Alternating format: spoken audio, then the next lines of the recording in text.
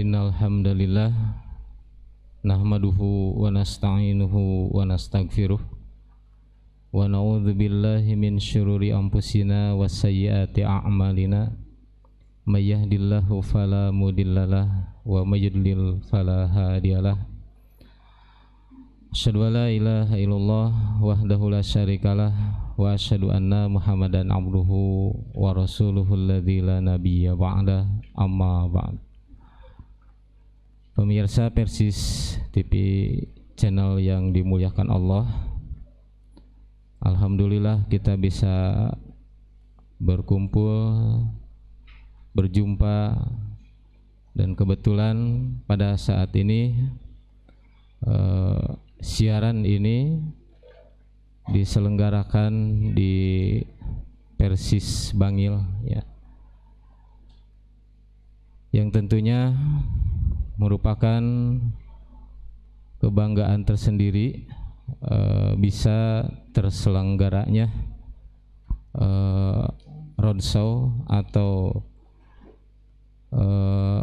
untuk ya, mensosialisasikan setiap keputusan-keputusan Dewan Hizbah, yang insya Allah pada kesempatan ini keputusan Dewan Hizbah yang pernah dibahas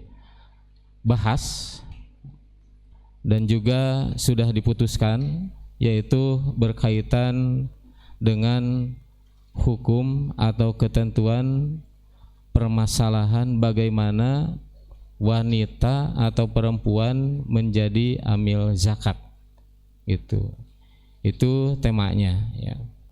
Nah, perlu dipaparkan, ya, apa yang menjadi latar belakang atau kronologi, nah, sampai munculnya masalah ini, ya. Nah, ternyata di kita tidak sedikit lembaga-lembaga, ya, yang khusus, ya, tugasnya itu untuk mengurus zakat atau disebut dengan amil zakat. Nah, bahkan di Bandung itu ada namanya rumah zakat, ya, itu satu lembaga yang mengurus tentang perzakatan, gitu. Nah, ternyata di antara karyawan itu ada dari kaum perempuan atau kaum wanita. Nah, sampai muncullah, ya, pertanyaan-pertanyaan dari umat. Nah, boleh tidak, gitu, ya, perempuan bekerja, ya, di lembaga amil zakat, gitu. Nah, kemudian perlu juga diketahui bahwa yang menjadi latar belakang munculnya masalah itu karena ada hadis Nabi, ya, ada hadis Nabi yang mengatakan la yufliha qaumun walau amrohu imro'atan. Nah, itu, ya. Jadi dengan hadis itu, nah, sampai ada pertanyaan bagaimana, ya, seorang perempuan atau wanita itu menjadi bagian, ya, bagian struktur dari amil zakat.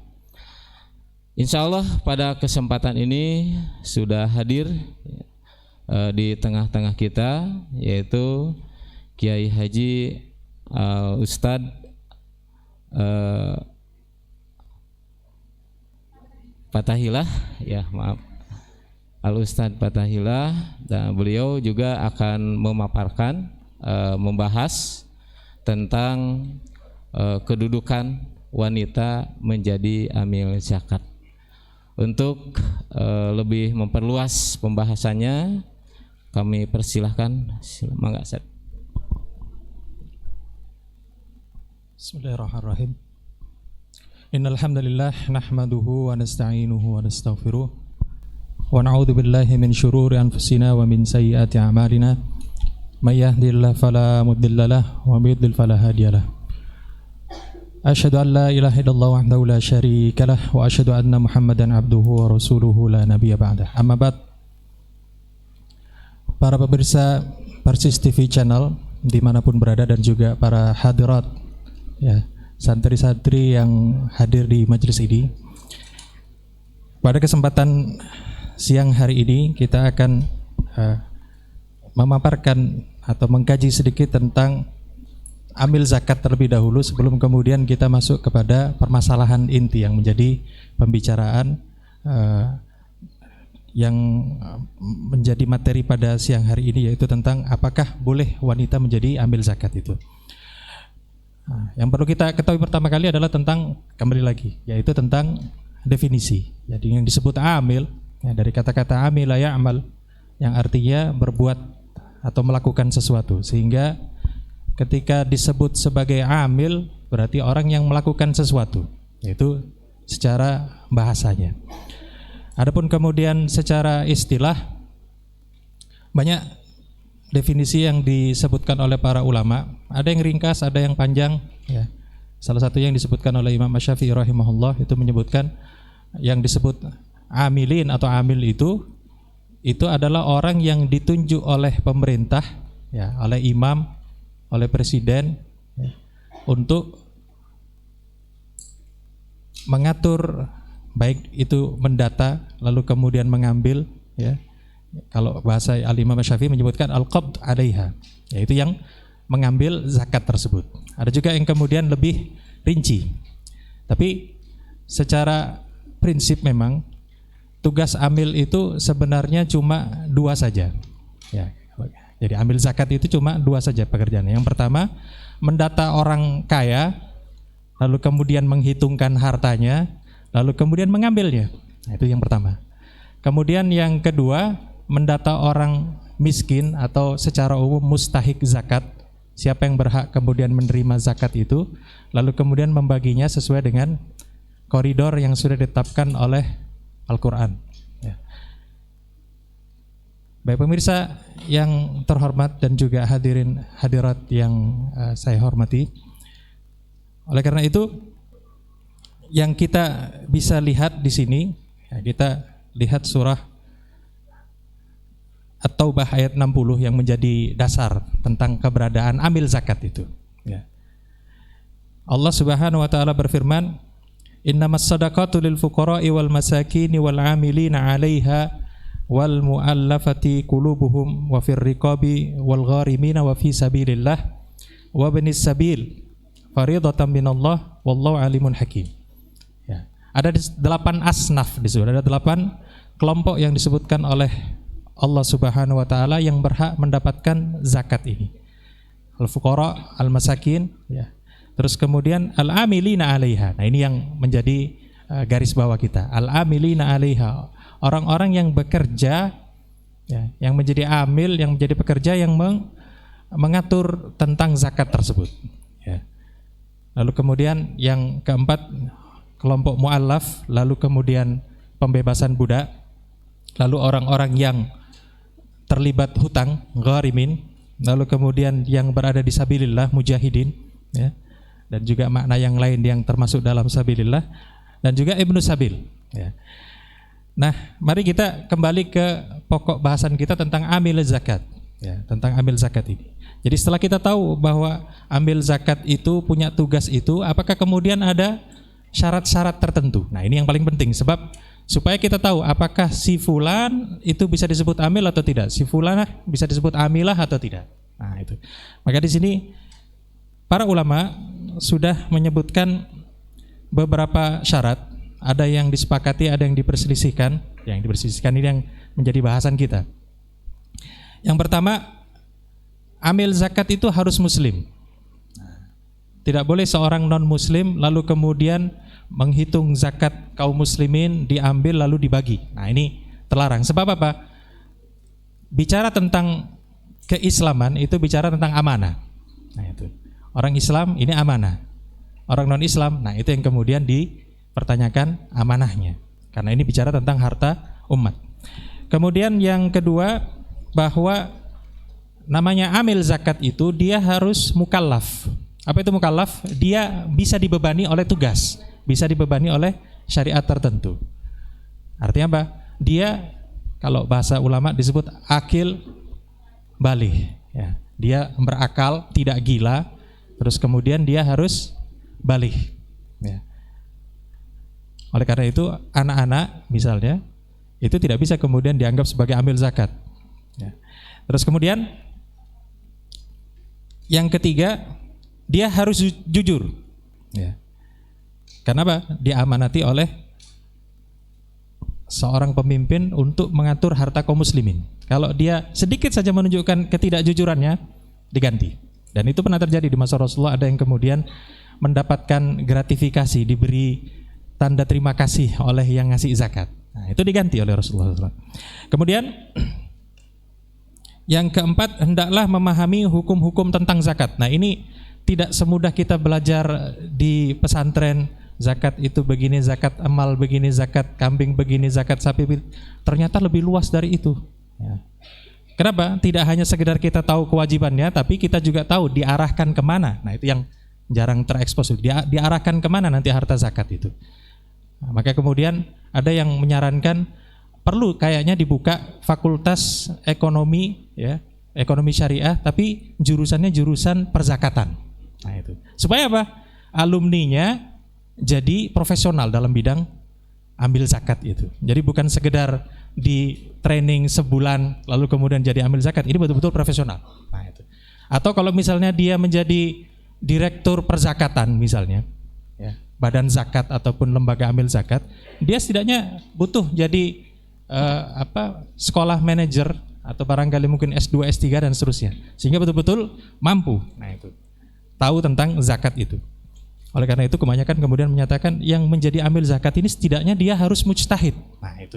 Kenapa? Sebab dia tahu ini masuk zakat atau tidak, ini terlepas dari zakatnya atau tidak, dan seterusnya. Baik, saya lanjutkan. Kemudian yang terakhir, hendaklah memiliki kemampuan untuk melaksanakan tugas. Artinya apa? Kalau cacat, kalau sakit, kalau ada halangan fisiknya, nah ini jelas tidak mungkin menjadi amil. Sebab apa? Faktanya di masa Rasulullah SAW itu jadi amil itu ternyata berat. Coba bayangkan ketika kemudian harus mengumpulkan kambing seluruh kabilah saat itu, ya.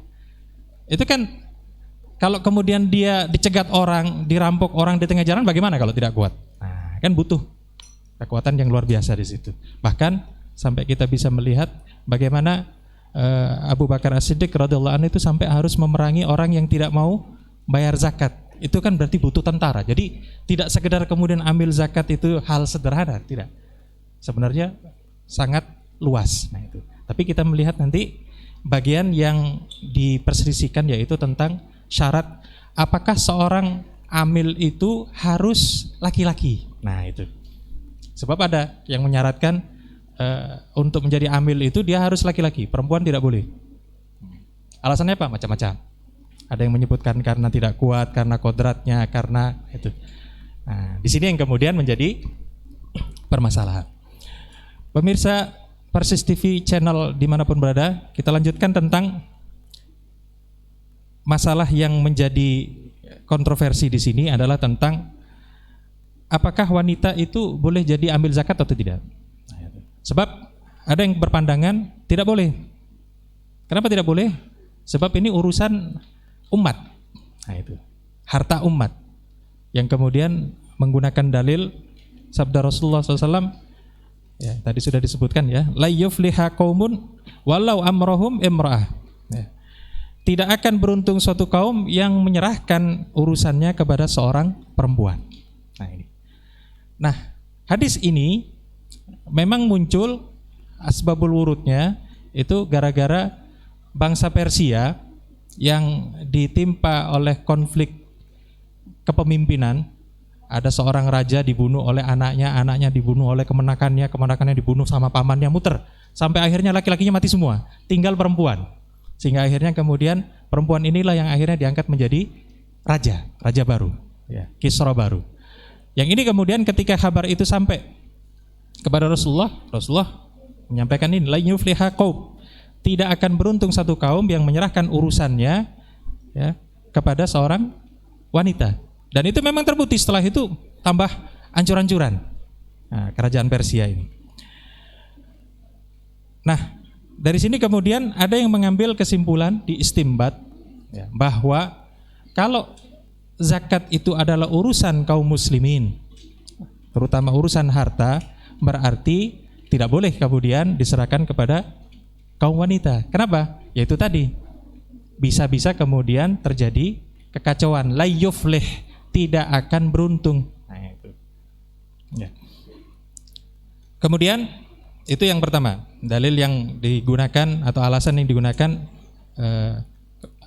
pihak yang mengatakan tidak boleh wanita menjadi amil zakat. Yang kedua, bahwa di zaman Rasulullah sallallahu alaihi wasallam dan juga zaman khulafa berikutnya itu tidak dijumpai ada wanita yang diangkat menjadi amil zakat.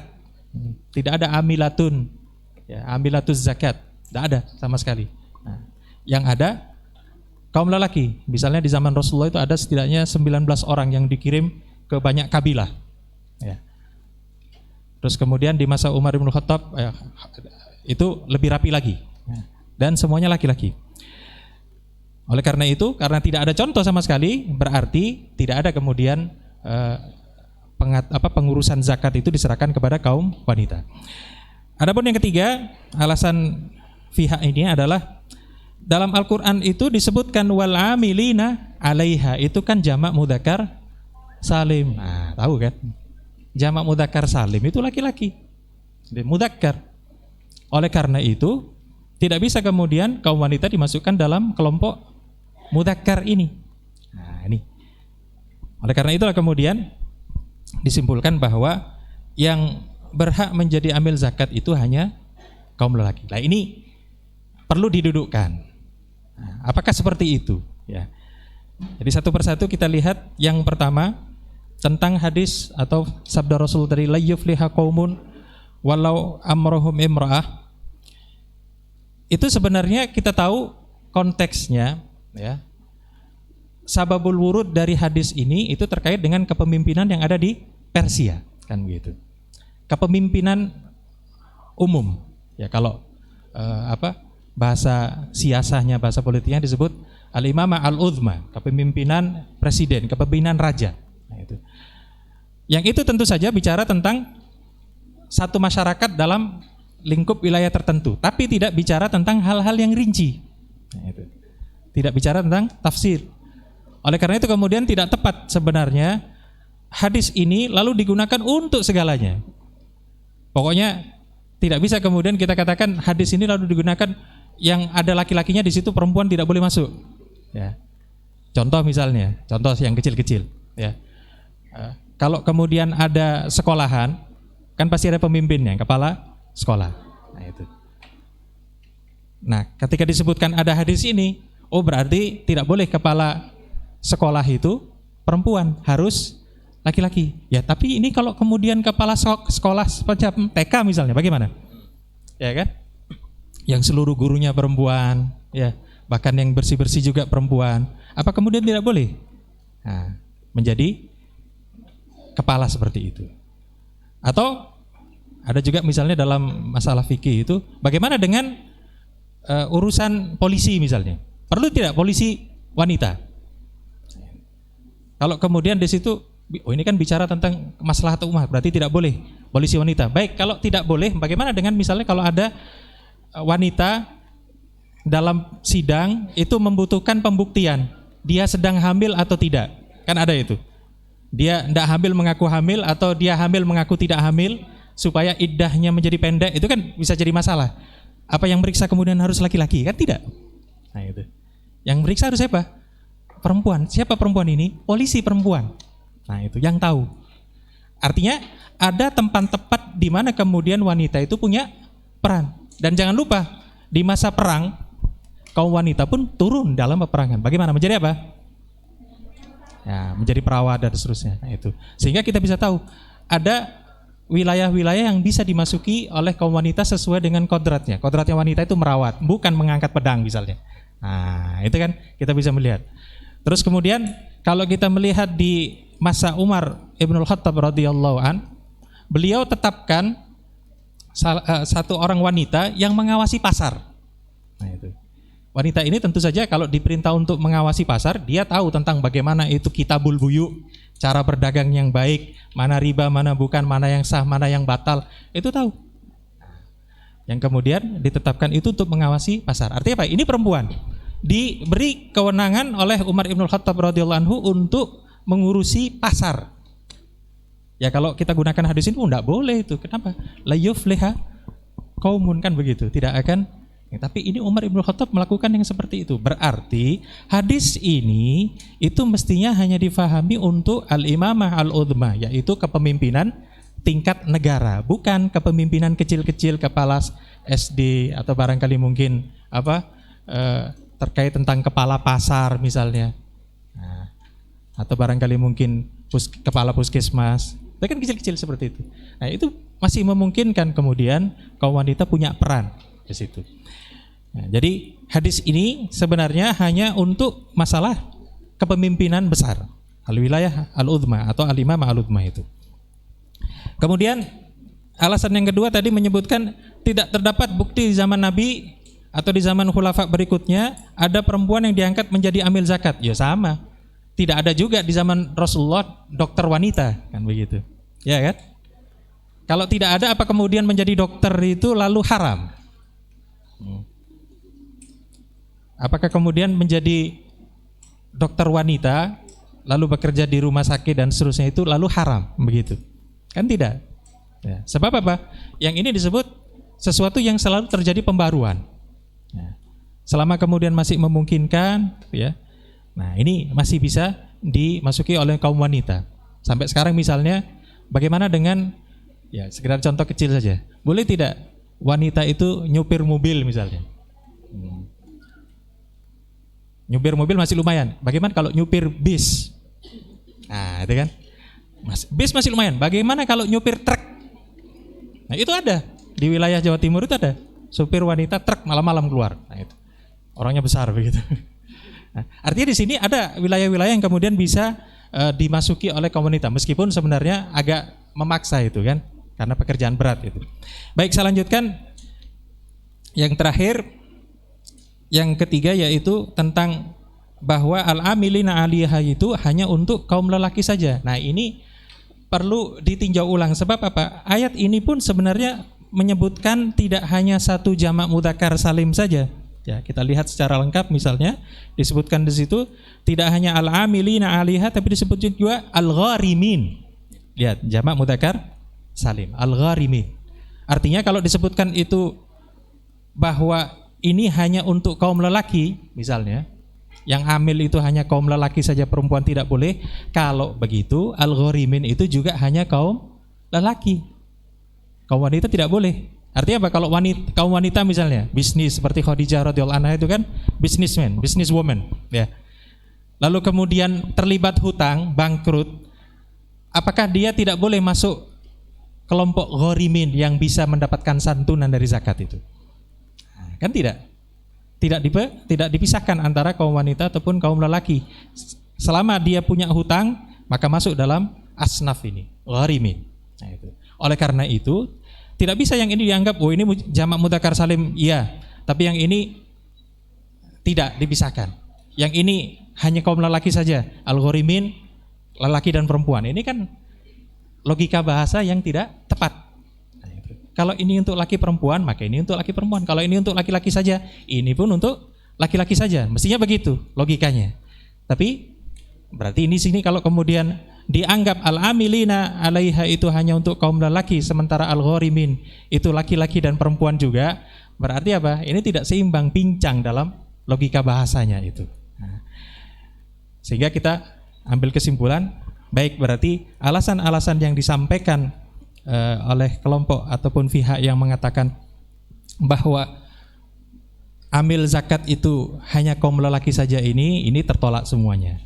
Yang hadisnya, yang logikanya ataupun yang penggunaan bahasanya tadi. Nah, oleh karena itulah kemudian kita simpulkan ya. Jadi secara prinsip wanita itu boleh-boleh saja menjadi amil zakat. Ya. Ya, kalau tadi saya sebutkan amil zakat apa? Amil itu karyawan. Ya, karyawan profesional, dia digaji. Kemudian selama pekerjaan-pekerjaan itu berkaitan dengan zakat tadi, pendataan, perincian. Contoh misalnya namanya akuntan misalnya. Biasanya anak-anak perempuan ini yang masuk fakultas akuntansi gitu kan. Laki-laki agak ogah-ogahan masuk akuntansi itu. Nah, sekarang kalau kemudian ada fakultas tentang perzakatan yang kemudian menghitung semua harta zakat itu, profesional S1 gitu ya. Lalu kemudian melamar di lembaga zakat. Boleh tidak menjadi karyawan seperti ini? Kaum wanita, ya, mahasiswi, lulus, lalu kemudian bekerja di lembaga amil zakat, yang di situ tugasnya bukan keliling dia, cuma mencatat saja. Ini si fulan, hartanya sekian, sudah nisab, sudah haul. Nah, dicatat satu persatu. Apa itu kemudian terlarang seperti itu? Tidak kan? Kenapa? Karena masih dalam kodratnya. Berbeda kalau misalnya dalam zakat itu, ini kaum wanita ini lalu kemudian disuruh angkat senjata untuk mengambil harta zakat secara paksa. Nah, itu baru berbeda masalahnya. Tapi itu kan masalah teknis sebenarnya, tidak masalah prinsipilnya. Jadi di sini kita bisa bagi sekali lagi. Ada di masalah amil zakat ini, ada yang kemudian jabatan yang sangat tinggi, misalnya sebagai kepala lembaga amil zakat, kepala Basnas misalnya, Badan Zakat Nasional. Terus kemudian ada yang manajernya, manajer wilayah, barangkali untuk Jawa Timur, siapa begitu. Lalu kemudian ada yang bagian keliling mendata agnia, orang-orang kaya yang kemudian wajib zakat. Ada yang kemudian mendata orang-orang fakir miskin untuk diberikan harta zakat tersebut. Tapi ada juga yang ada di belakang meja, para akuntan yang mencatat, bendahara, sekretaris. Nah, itu kan. Itu sebenarnya masuk dalam wilayah amil, pekerja yang mengurusi zakat. Jadi zakat tidak hanya sekedar dihitung lalu dikembalikan, tidak. Kalau zaman dulu iya memang begitu, tapi sekarang modern. Ya. Orang tahu dapat SMS atau dapat WhatsApp, Anda wajib bayar zakat sekian. Oh, sudah terhitung kan begitu.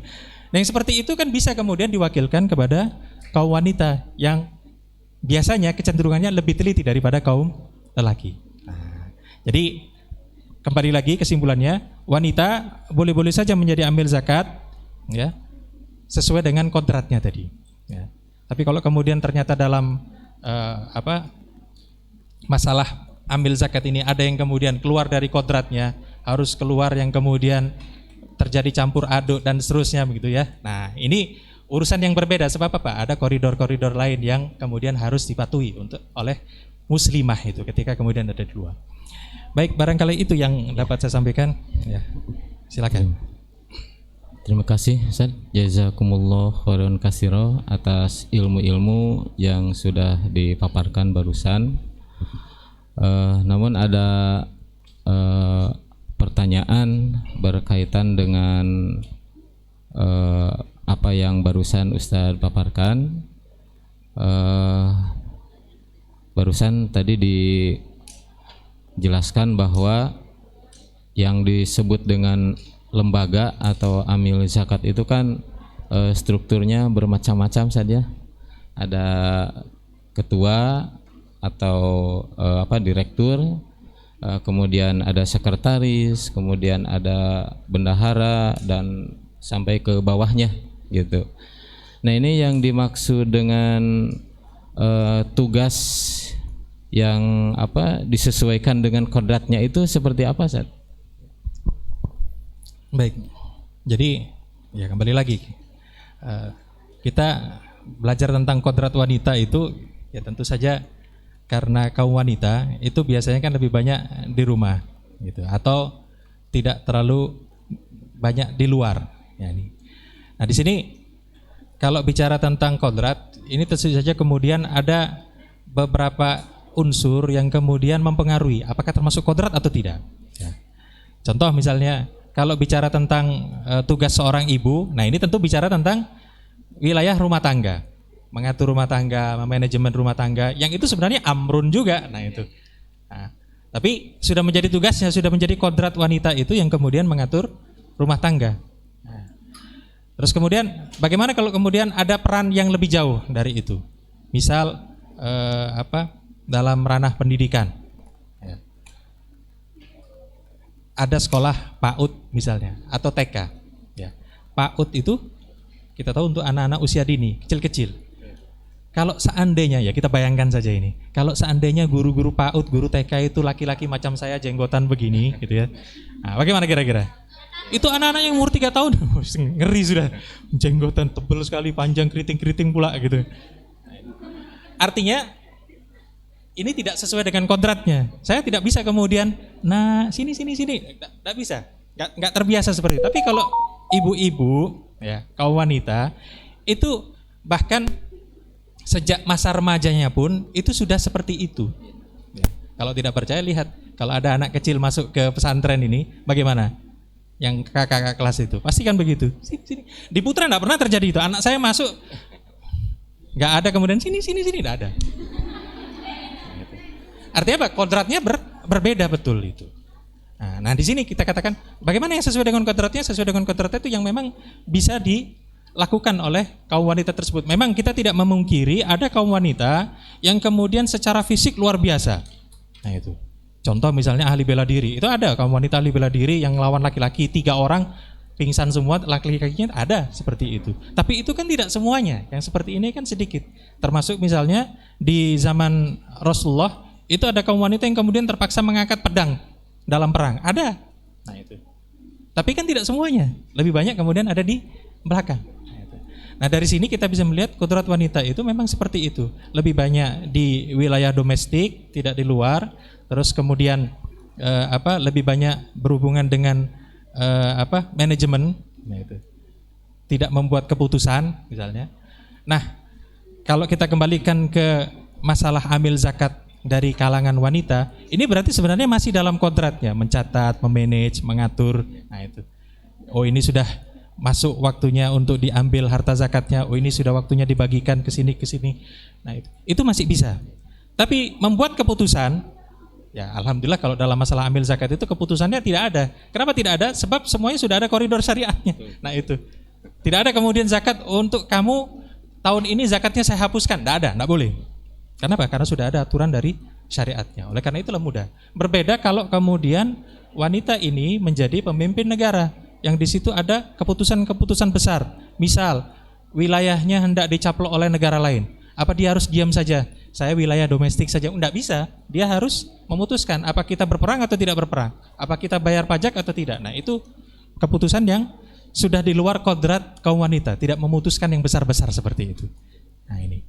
Maka kemudian ketika bicara tentang ambil zakat dari kalangan wanita, kalau yang bagian karyawan saya rasa tidak bermasalah kan. Masalah manajemen, mencatat, membagi itu mudah. Tapi bagaimana dengan wanita yang kemudian diangkat menjadi kepala Badan Zakat Nasional misalnya? Apakah boleh seperti itu? Kalau saya pribadi tetap. Dan kenapa? Masih dalam wilayah kodratnya. Sebab apa? Tidak sampai kemudian memutuskan sesuatu yang luar biasa yang kemudian sangat berpengaruh. Tidak. Sebab apa? Ada koridornya zakat itu. Tidak sembarangan. Oleh karena itu ketika bicara kodrat tadi masih masuklah. Ya. Jadi memang di struktur lembaga itu juga berbeda-beda saja. Bahkan mungkin Ustaz katakan kalau orang atau seorang perempuan dikasih tugas untuk memungut zakat. Nah itu apakah keluar dari kudrohnya enggak Ustaz? Baik, saya rasa ini sudah masuk wilayah teknis sebenarnya. Ya, betul. Jadi misal ada karyawati ya, karyawati amilatuz zakah, lalu kemudian dia tahu saya harus memungut harta dari tuan fulan misalnya. Nah itu bisa kemudian membawa satu kelompok atau satu teman atau tim untuk mengambil zakatnya tadi. Ya, coba kita bayangkan di masa Rasulullah. Itu yang diperintahkan Rasulullah untuk mengambil zakat dari para peternak, itu kan tidak hanya 1 ekor 2 ekor kambing yang bisa dituntun sendirian, tidak. Itu bisa jadi kemudian dia jumpa sampai 50 ekor kambing harus dia bawa. Apa dia bawa sendirian? Tidak, pasti ada timnya, ada karyawan di bawahnya dia.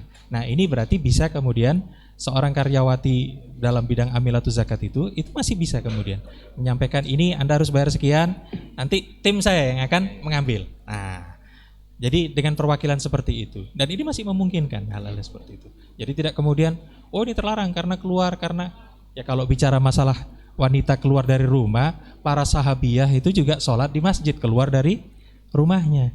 Jadi kalau masalah seperti itu sebenarnya mudah-mudah saja.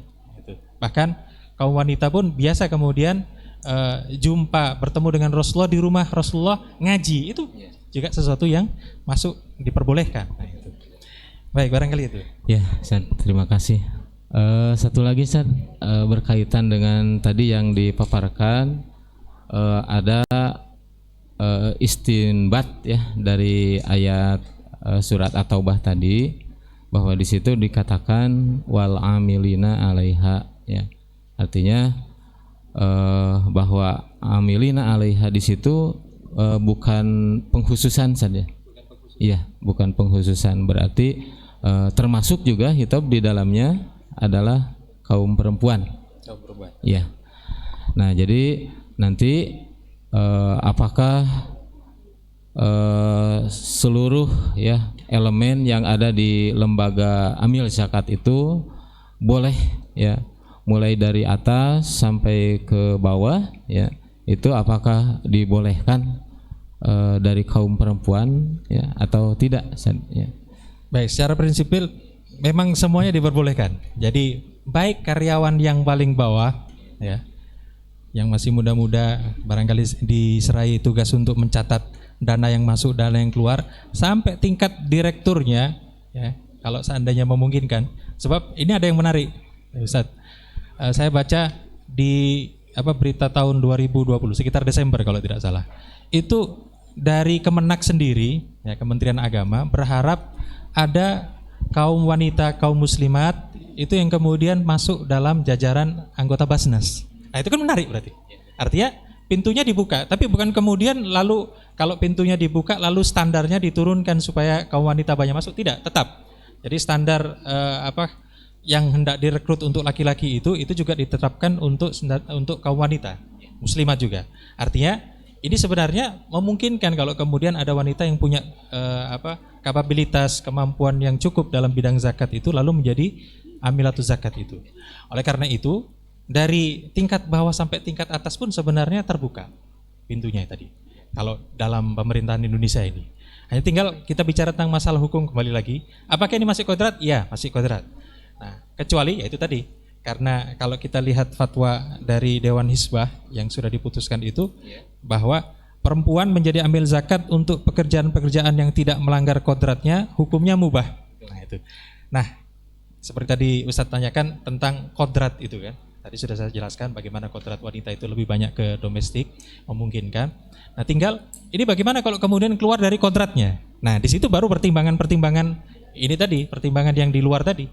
Nah, contoh tadi misalnya bagaimana kalau kemudian bagian memungut, oh ada ternyata masalah teknis saja. Nah itu.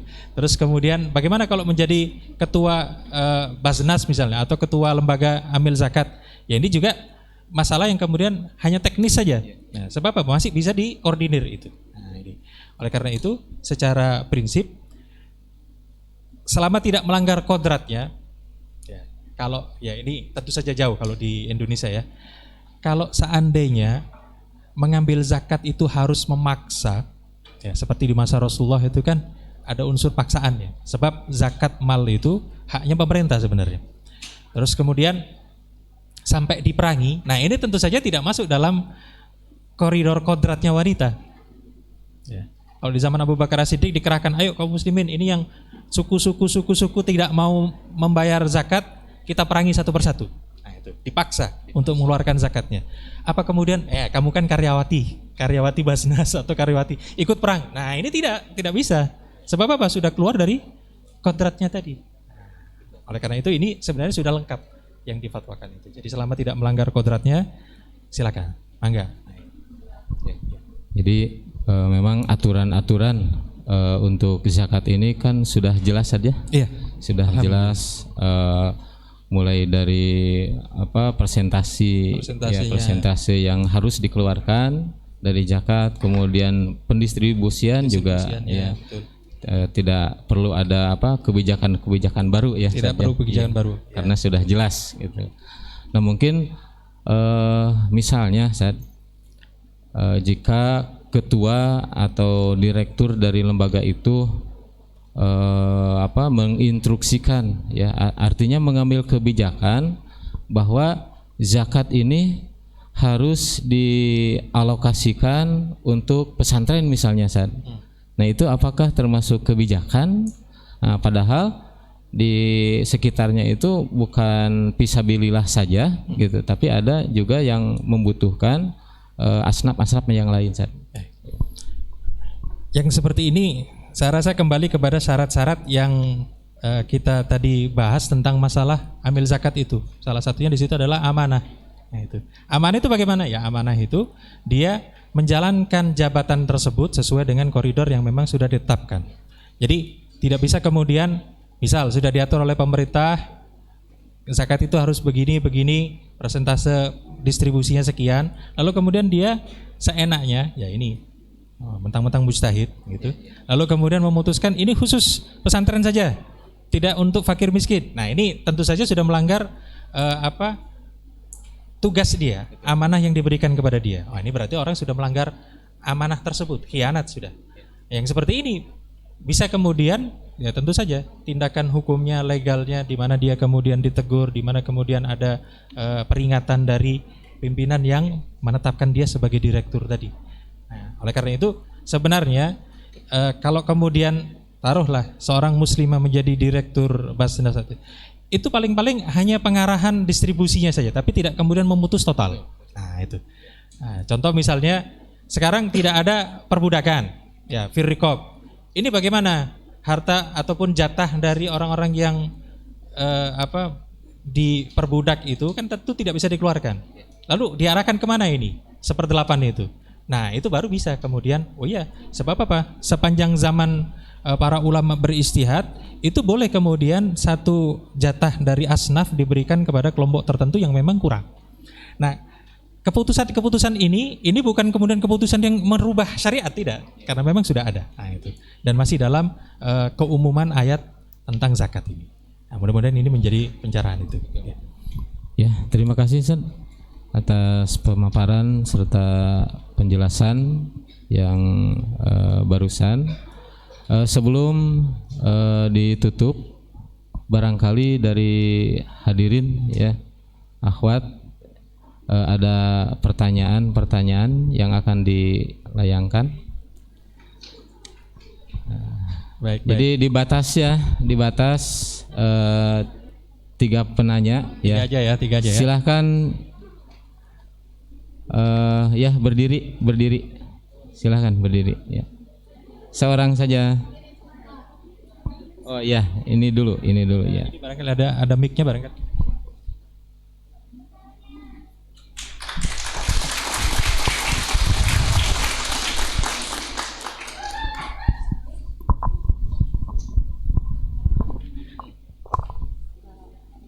Assalamualaikum warahmatullahi wabarakatuh. Waalaikumsalam. Kalau misalnya Sebentar, nama dan asal. Nama saya Alisa Munir, kelas 5 dari Jakarta.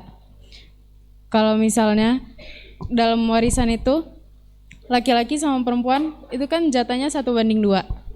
Nah, lalu kalau misalnya emang boleh perempuan jadi amil zakat, apakah jatah zakatnya itu sama antara laki-laki dan perempuan? Kalau misalnya ataukah sama juga sama mustahik zakat yang lainnya, atau dilihat dari harta yang dimiliki amilin? Kalau misalnya amilin ini kayak kaya, apa dilihat dari hartanya gitu? Sekian pertanyaannya. Syukran, Ustaz. Assalamualaikum warahmatullahi wabarakatuh. Waalaikumsalam warahmatullahi wabarakatuh. Baik, terima kasih, ya. Jadi terkait tentang istihqaq ataupun pendistribusian, silakan udah apa-apa. Tentang pendistribusian harta zakat itu memang dibagi sesuai dengan kebutuhan di lapangan saat itu, ya. Jadi tidak bisa disamakan dengan hukum waris, sebab hukum waris itu memang khusus. Kalau kemudian dikatakan, hukum waris itu kan pasti laki-laki dapat 2 kali lipat daripada wanita, belum tentu, tidak. Kalau sama-sama saudara seibu itu 1/6 semua, enggak pakai dipisahkan laki-laki dan perempuan. Nah, itu. Jadi tidak selalu kemudian kita terstigma bahwa hukum waris itu selalu kemudian mengedepankan laki-laki daripada perempuan. Belum tentu. Ya. Baik. Kembali ke masalah amil itu, apakah kemudian nanti gajinya, ya kalau disebut gaji ini ya, itu disamakan dengan kaum lelaki, ataukah kemudian setengahnya, ataukah kemudian dapat jatah 1/8 seluruh amil? Wah, luar biasa itu. Bayangkan misalnya kalau ya Indonesia itu untuk zakat itu setiap tahun diperkirakan tahun 2011 itu diperkirakan masih 7 triliun potensinya. Ya. Taruhlah jangan 7 triliun, sebab Jakarta itu setahunnya hanya mampu mengumpulkan 9 miliar saja. Nah itu, tahun itu. Kalau sekarang taruhlah misalnya ada 16 miliar per tahun misalnya, lalu kemudian pekerjanya yang mengumpulkan itu hanya 100 orang, berarti kan ada 2 miliar untuk tiap asnaf. Kan begitu. 100 orang dapat 2 miliar dibagi, berapa sudah? Apa kemudian masing-masing dapat 20 juta? Oh, besar sekali. Rame-rame orang pengen jadi amil zakat, kan begitu. Nah, tapi ternyata dia begitu. Para ulama sepakat, ini sepakat. Sebagaimana disebutkan oleh Ibnu Hazm rahimahullah, itu disebutkan bahwa amil itu digaji sesuai dengan usaha yang ia lakukan. Nah itu. Kalau misalnya dia bagian pemungut zakat yang harus keliling, butuh transportasi, butuh mobil untuk ngangkut ternak barangkali, untuk ngangkut tanaman barangkali, macam-macam gitu ya. Maka gaji yang dia dapatkan sesuai dengan kebutuhannya. Nah itu. Tapi kalau kemudian dia ternyata bagian direktur misalnya, yang kemudian harus membawahi banyak karyawan, 1000 karyawan misalnya, yang kemudian harus mengambil ini, yang dia butuh mengkoordinir banyak orang seperti itu, tanggung jawabnya lebih besar daripada orang yang di lapangan, maka ini tentu saja gajinya lebih besar daripada orang yang di bawah. Dan itu sesuatu yang lumrah saja, sebab contoh misalnya namanya kepala sekolah itu jelas gajinya lebih besar daripada gurunya. Tidak mungkin kan kalau gurunya digaji 3 juta misalnya, kepala sekolahnya cuma 500.000, mau? Nggak mau, mendingan jadi guru, kan begitu. Nggak ada yang mau jadi kepala. Tapi begitulah. Nah, itu. Jadi kembali lagi, sama sekali amil zakat itu mendapatkan jatahnya ataupun gajinya itu sesuai dengan usaha yang dia lakukan, tanggung jawab yang dia emban dan seterusnya. Jadi tidak kemudian disamakan dengan hukum waris itu. Ya, mudah-mudahan bisa dipahami. Baik, silakan. Silakan Ustaz, dipilih Ustaz. Assalamualaikum warahmatullahi wabarakatuh.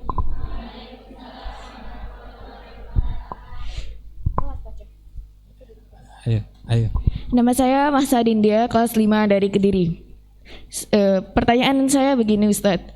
Jadi seperti yang telah disebutkan dalam Quran surat At-Taubah ayat 60 bahwasanya salah satu mustahik zakat merupakan ialah orang-orang miskin. Dan pada suatu hadis yang pernah saya baca, ialah orang miskin ialah bukan orang yang meminta-minta kepada orang lain.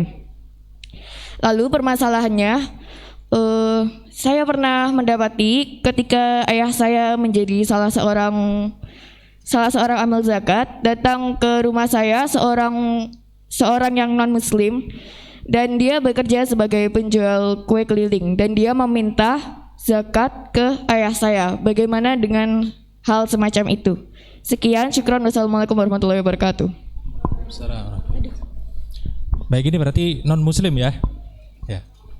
Baik, terkait hal ini sebenarnya dia tidak dimasukkan dalam kelompok fuqara atau al-masakin sebenarnya. Lebih tepatnya masuk dalam kelompok al-mu'allafatu qulubuhum, yaitu orang yang hendak ditaklukkan hatinya.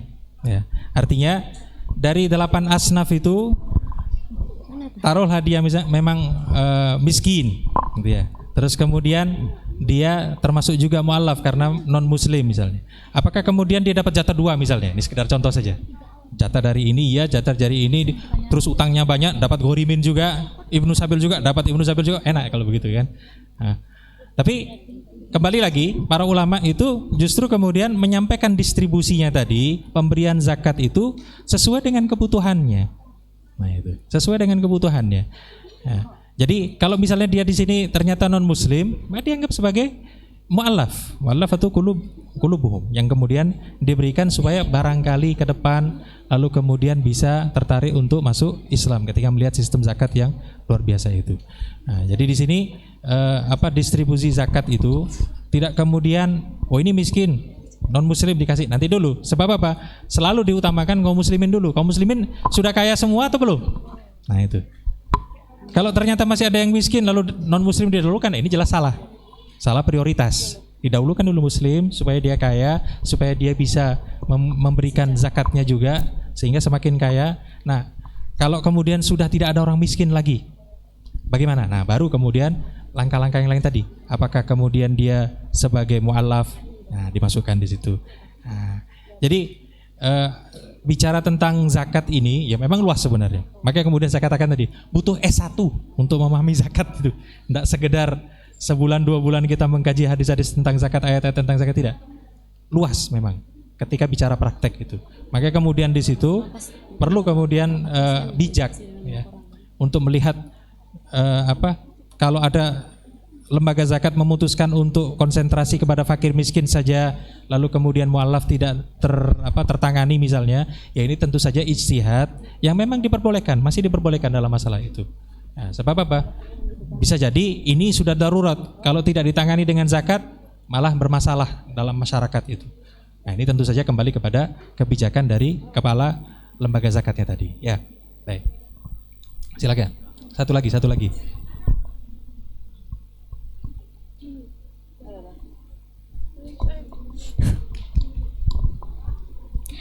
Assalamualaikum warahmatullahi wabarakatuh.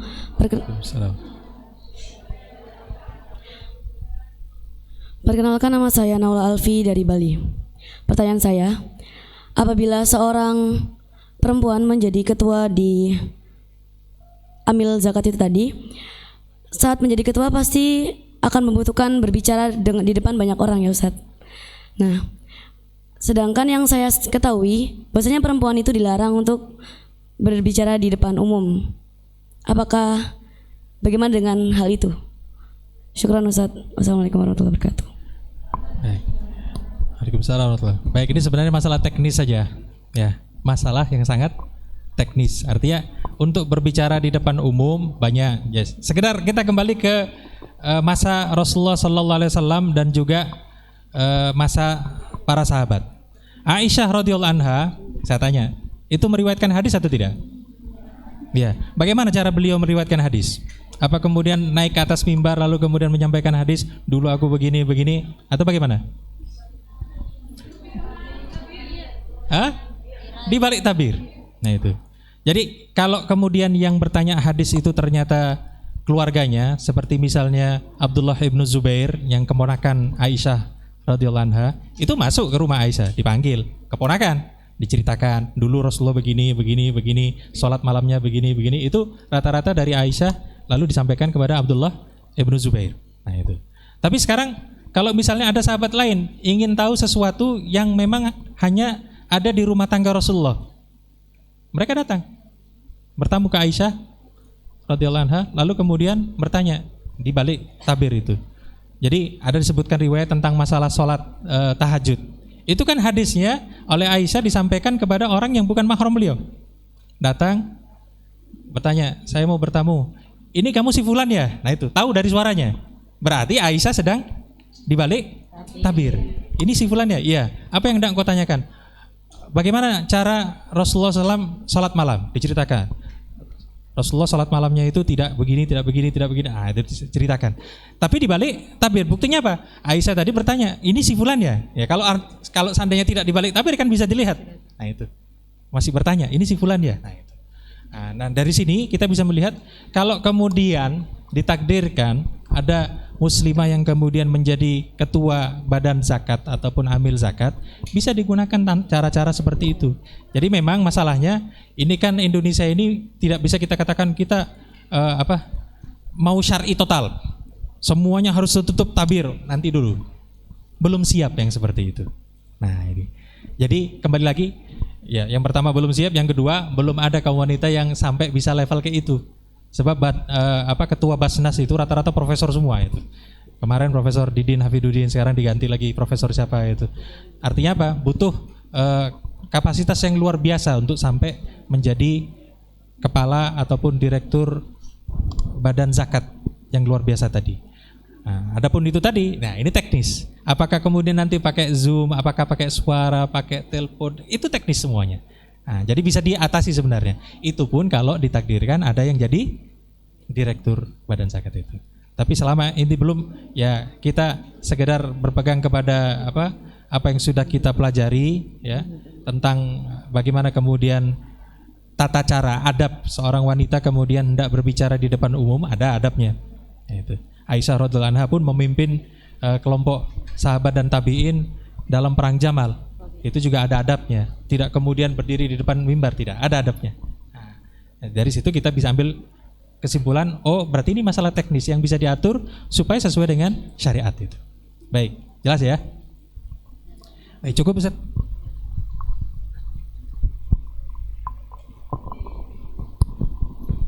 Alhamdulillah, terima kasih atas jawaban-jawaban juga pertanyaan-pertanyaan dari santriwati yang barusan.